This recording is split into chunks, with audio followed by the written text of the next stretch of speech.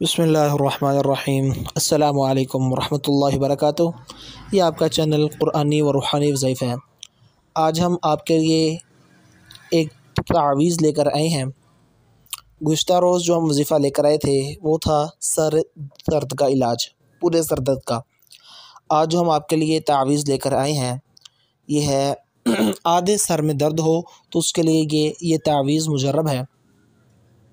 पाकिस्तान के एक बहुत बड़ी मशहूर शख्सियत, बहुत बड़े आलिम दीन, उन्होंने इसकी इजाज़त आम फरमाई है। वो तावीज़ स्क्रीन पर भी शो हो रहा होगा।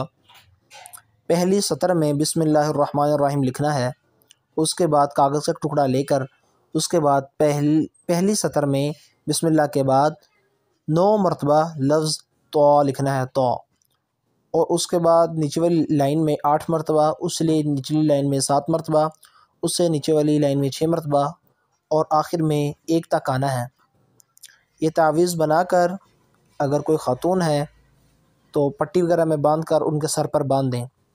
अगर कोई मर्द हजरात हैं टोपी में रख कर टोपी भी पहन सकते हैं या फिर पट्टी की शक्ल में सर पर बांध सकते हैं। ये आज का जो वजीफ़ा है ये आधे सर के दर्द के लिए मुजर्रब तावीज़ है।